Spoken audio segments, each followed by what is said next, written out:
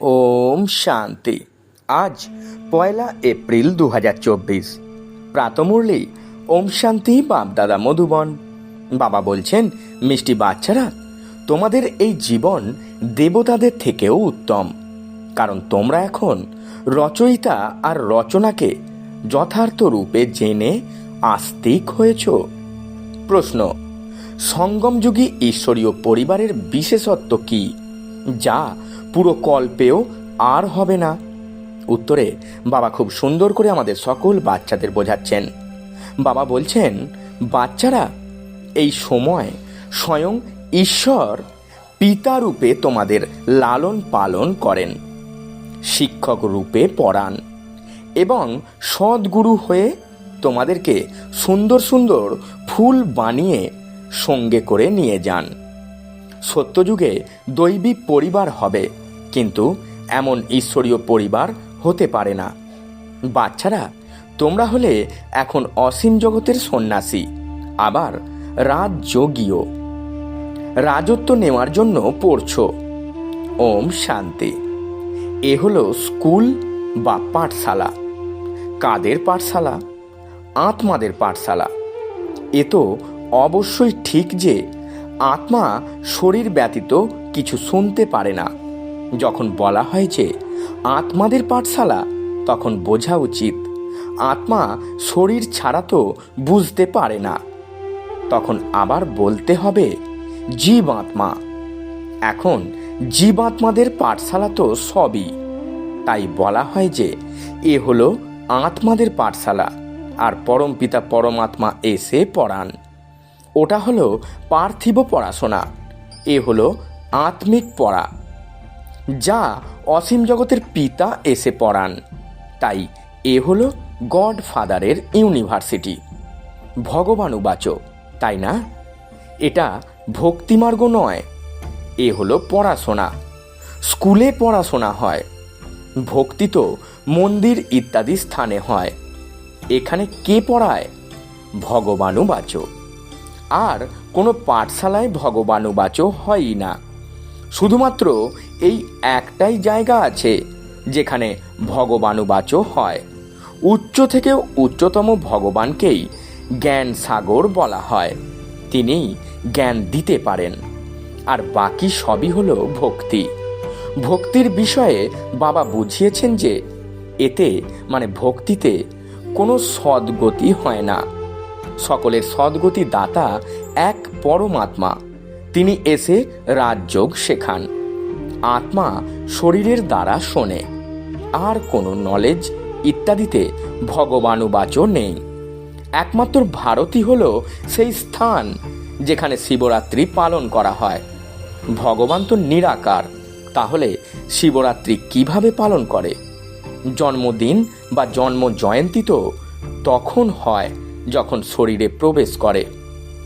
বাবা বলেন, আমি তো কখনো গর্ভে প্রবেশ করি না। তোমরা সবাই গর্ভে প্রবেশ করো, 84 জন্ম নাও। সর্বাপেক্ষা অধিকবার জন্মগ্রহণ করে এই লক্ষ্মী নারায়ণ। 84 জন্ম নিয়ে আবার শ্যামবর্ণের গাঁয়ের ছেলে হয়ে যায়। লক্ষ্মী নারায়ণ বলো আর রাধা কৃষ্ণ বলো। রাধা কৃষ্ণ হলো শৈশবকালে। তারা যখন জন্মগ্রহণ করে তখন স্বর্গে জন্ম নেয়, যাকে বৈকুণ্ঠ বলে। সর্বপ্রথম জন্ম হয় এনার মানে ব্রহ্মা বাবার, তাই 84 জন্ম ইনিই নেন।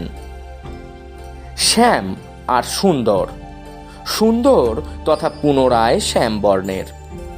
কৃষ্ণ সকলের কাছেই অতি প্রিয়। কৃষ্ণের জন্মই তো হয় নূতন দুনিয়ায়। পুনরায় জন্ম নিতে নিতে এসে পুরানো দুনিয়ায় পৌঁছায়, তখন শ্যাম হয়ে যায়। এ খেলাই হলো এমন। ভারত প্রথমে শতপ্রধান সুন্দর ছিল, এখন কালো মানে তমপ্রধান হয়ে গেছে। বাবা বলেন, এত সব আত্মারা হলো বাবার সন্তান। এখন সকলে কামচিতায় বসে কালো হয়ে গেছে। আমি এসে সকলকে ফিরিয়ে নিয়ে যাই। এই সৃষ্টিচক্র এরকমই। ফুলের বাগিচায় পুনরায় কাঁটার জঙ্গলে পরিণত হয়। বাবা বোঝান, বাচ্চারা, তোমরা কত সুন্দর বিশ্বের মালিক ছিলে, এখন পুনরায় তৈরি হচ্ছ। এই লক্ষ্মীনারায়ণ বিশ্বের মালিক ছিল, তারা 84 জন্ম ভোগ করে পুনরায় এমন তৈরি হচ্ছে, অর্থাৎ তাদের আত্মা এখন পড়ছে। তোমরা জানো যে সত্যযুগে অপার বা অসীম সুখ রয়েছে, সেই জন্য কখনো বাবাকে স্মরণ করার প্রয়োজনও পড়ে না। বলাও হয়, দুঃখে স্মরণ সকলেই করে, কার স্মরণ? বাবার স্মরণ। এত সবকে স্মরণ করতে হবে না। ভক্তিতে কত স্মরণ করে, কিছুই জানে না। কৃষ্ণ কখন এসেছে, তিনি কে, কিছুই জানে না। কৃষ্ণ আর নারায়ণের মধ্যে প্রভেদ কি, তাও জানে না। শিব বাবা হলেন সর্বোচ্চ, আবার তাঁর নিচে হলো ব্রহ্মা, বিষ্ণু, শঙ্কর। তাঁদেরকে দেবতা বলা হয়। লোকেরা তো সকলকেই ভগবান বলে সম্বোধন করে, সর্বব্যাপী বলে দেয়। বাবা বলেন, সর্বব্যাপী তো মায়া 5 বিকার, যা প্রত্যেকের ভিতরেই রয়েছে। সত্যযুগে কোনো বিকার থাকে না। মুক্তিধামেও আত্মা পবিত্র থাকে, অপবিত্রতার কোনো কথাই নেই। তাই এই রচয়িতা বাবাই এসে এখন নিজের পরিচয় দেন, আদি মধ্য অন্তের রহস্য বোঝান, যার ফলে তোমরা আস্তিক হয়ে যাও। তোমরা একবারই আস্তিক হও। তোমাদের এই জীবন দেবতাদের থেকেও উত্তম। স্মরণও করা হয় যে মনুষ্য জীবন অতি দুর্লভ, আর যখন পুরুষোত্তম সঙ্গম যুগ হয় তখন তা হীরের তুল্য হয়ে যায়। লক্ষ্মী নারায়ণকে বা তাদের জীবনকে হীরের তুল্য বলা যাবে না। তোমাদের জন্ম হীরের তুল্য। বাবা বলছেন, তোমরা হলে ঈশ্বরীয় সন্তান। এরা হলেন, মানে লক্ষ্মী নারায়ণ হলেন দৈবী সন্তান। এখানে তোমরা বলো যে আমরা হলাম ঈশ্বরীয় সন্তান। ঈশ্বর আমাদের পিতা, তিনি আমাদের পরাণ, কারণ তিনি জ্ঞানের সাগর, তাই না? তিনি রাজযোগ শেখান। এই জ্ঞান তো এই একবারই পুরুষোত্তম সঙ্গম যুগে পাওয়া যায়। এ হলো উত্তম থেকে উত্তম পুরুষ হওয়ার যুগ, যাকে দুনিয়া জানেই না। সকলেই কুম্ভকর্ণের মতো অজ্ঞানতার নিদ্রায় নিদ্রিত হয়ে রয়েছে। সকলেই বিনাশের সম্মুখে দাঁড়িয়ে রয়েছে। তাই বাচ্চারা, এখন তোমরা কারোর সাথেই সম্বন্ধ রেখো না। বলা হয় যে অন্তিমকালে যে স্ত্রীকে স্মরণ করে সে পতিত হয়। অন্তিম সময়ে শিব বাবাকে স্মরণ করলে নারায়ণের বংশে আসবে। এই সিঁড়ি একদম সঠিক। লিখিত আছে, আমরা মানে ব্রাহ্মণরা তথা দেবতা, আবার তথা ক্ষত্রিয় ইত্যাদি। এই সময় হলো রাবণ রাজ্য। যখন নিজেদের আদি সনাতন দেবী দেবতা ধর্মকে ভুলে অন্য ধর্মে আটকে পড়েছ। এই সমগ্র দুনিয়ায় এখন লঙ্কা, এছাড়া স্বর্ণ লঙ্কা বলে কিছুই ছিল না। বাবা বলেন, তোমরা নিজেদের থেকেও বেশি আমার গ্লানি করেছ। নিজেদের জন্য 84 লক্ষ আর আমাকে কণায় কণায় বলে দিয়েছ। এমন অপকারীর উপরেও আমি উপকার করি। বাবা বলেন, তোমাদের কোনো দোষ নেই, এ হলো ড্রামার খেলা। সত্যযুগের শুরু থেকে নিয়ে কলিযুগের অন্তিম পর্যন্ত এই খেলা চলে, যাকে আবার রিপিট হতেই হবে। একে বাবা ছাড়া আর কেউই বোঝাতে পারে না। তোমরা সকলেই হলে ব্রহ্মা কুমার কুমারী। তোমরা অর্থাৎ ব্রাহ্মণরা হলে ঈশ্বরীয় সন্তান। তোমরা ঈশ্বরীয় পরিবারে বসে রয়েছ।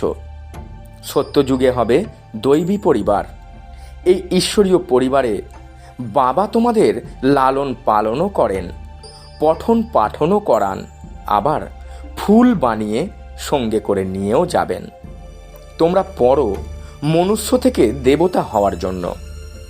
গ্রন্থ সাহেবের রয়েছে যে মনুষ্য থেকে দেবতা হতে বেশি সময় লাগে না।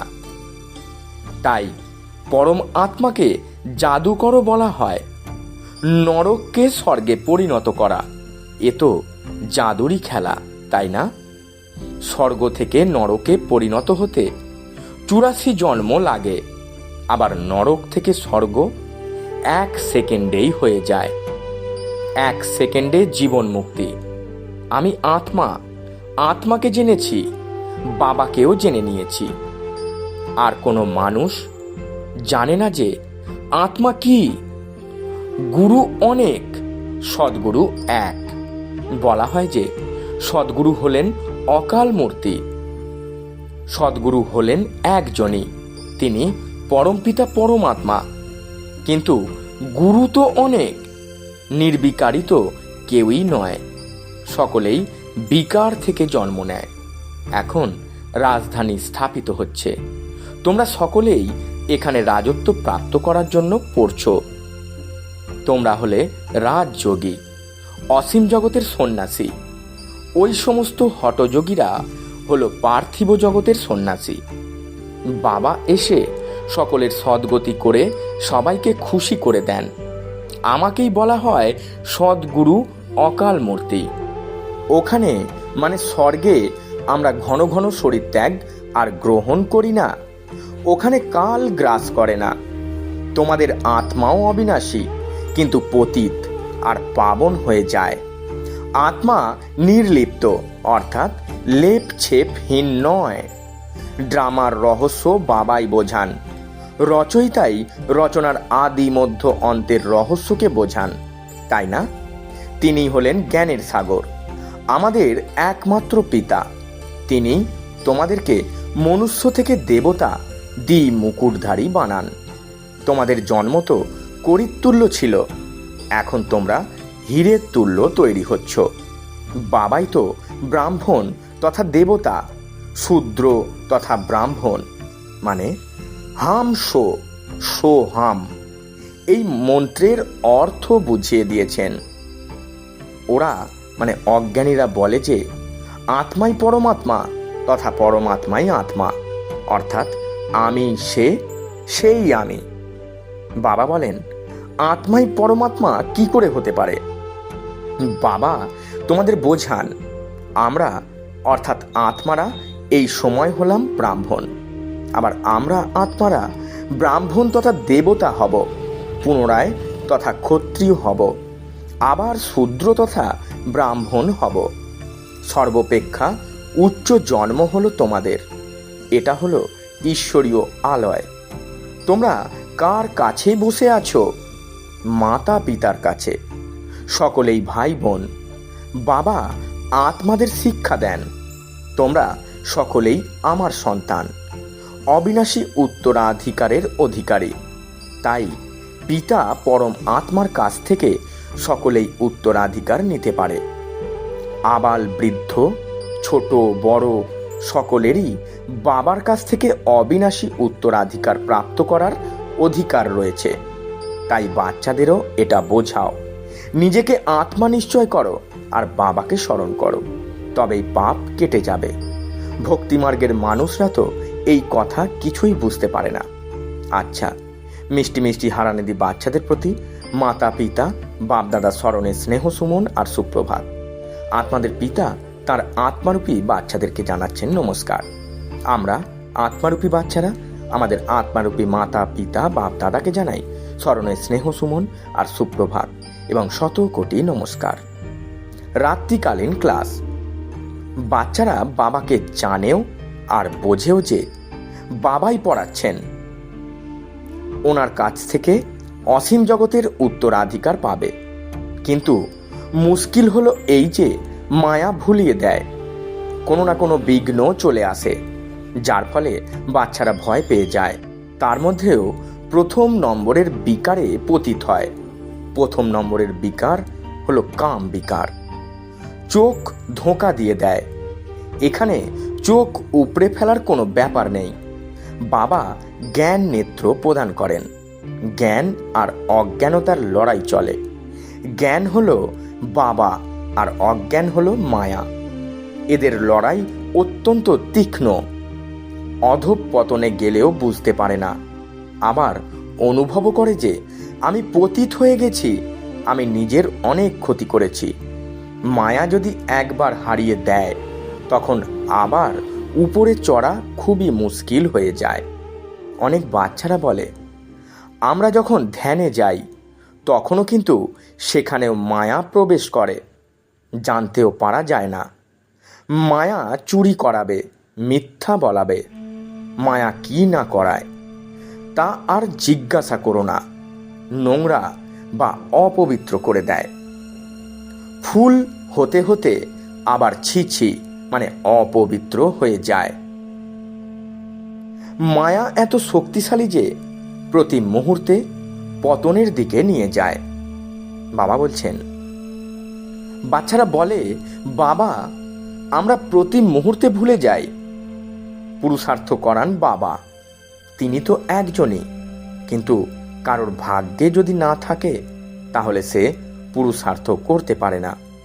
এর জন্য কারোর কাছে বিশেষ আনুকূল্য পেতে পারে না। আর না, বাবা অতিরিক্ত পড়া পড়ান। লৌকিক পড়ায় তো এক্সট্রা করে পড়ানোর জন্য আলাদাভাবে টিচারকে ডাকা হয়। বাবা তো ভাগ্য তৈরির জন্য সকলকে একই রকম পড়ান। একজনকে আলাদা আলাদা কিভাবে পড়াবেন? তার কত অগণিত বাচ্চা। লৌকিক পড়ায় যদি কোনো ধনী ব্যক্তির সন্তান হয় আর অধিক ব্যয় করতে পারে, তবে তাকে আলাদাভাবে অতিরিক্ত পড়ানো হয়। শিক্ষক জানে যে এই বাচ্চা ডাল, মানে পড়াশোনায় মাথা কম, তাই তাকে পড়িয়ে স্কলারশিপ পাওয়ার যোগ্য করে তোলে। এই বাবা কিন্তু এমন করেন না।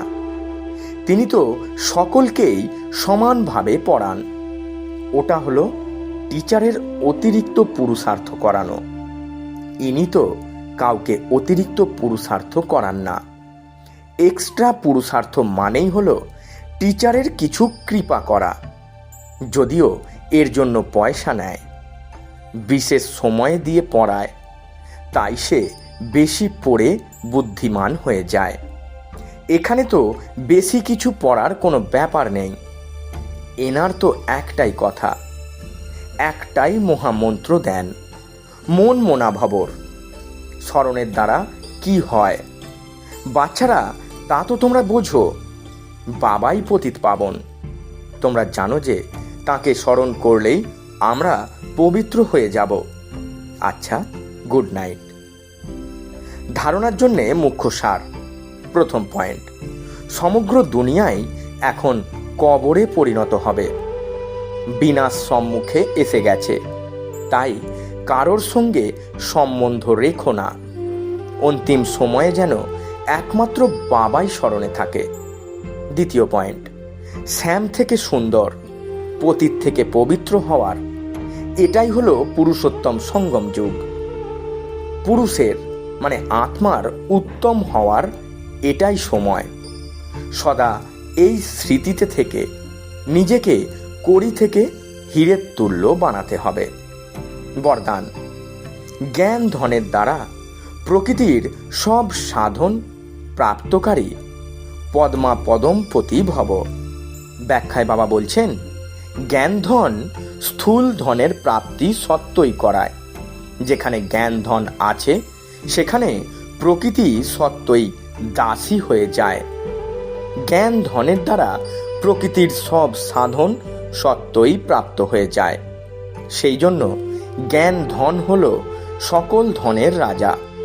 যেখানে রাজা আছে সেখানে সর্ব পদার্থ সত্য প্রাপ্ত হয়। এই জ্ঞান ধনই পদ্মা পদমপতি বানিয়ে দেয়। পরমার্থ আর ব্যবহারকে স্বাভাবিকভাবেই প্রমাণ করায়। জ্ঞান ধনে এত শক্তি আছে যে অনেক জন্মের জন্য রাজাদেরও রাজা বানিয়ে দেয়। স্লোগান, আমি হলাম কল্পের বিজয়ী আত্মা। এই আত্মিক নেশা ইমার্জ থাকলে মায়া জিত হয়ে যাবে। ওম শান্তি। নমস্কার।